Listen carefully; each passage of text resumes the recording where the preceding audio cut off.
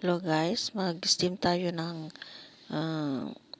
salmon at lilinisan nating mabuti ang ating salmon guys. Kaliskisin nating mabuti para ma-enjoy natin ang kumain.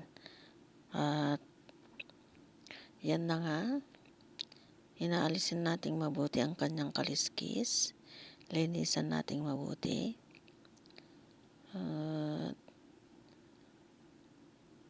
Yan. Nililinis natin guys. So, malinis na nga ang ating salmon. So, ilagay na natin sa plato. At mag-gayat tayo ng 2 slice ng ginger. Tapos, ilagay natin sa ibabaw ng salmon. At mag-gayat tayo ng spring onion. Gayatin natin itong pahaba and then set aside. Usually, ang ginagawa ko guys, ini-steam ko muna yung salmon ng ginger for about 8 minutes. Tapos, pag na-steam na siya, magpapainit ako ng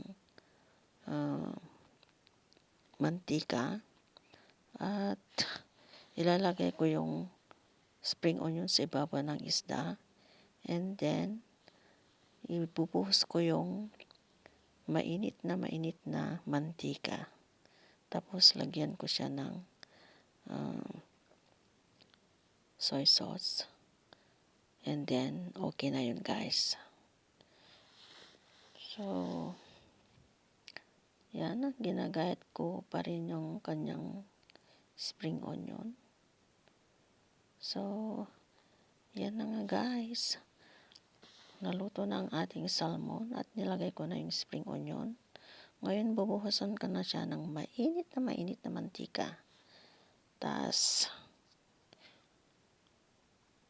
yan na nga guys. So, thanks guys for watching. Hope you will watch my video until the end. Thank you guys. Bye.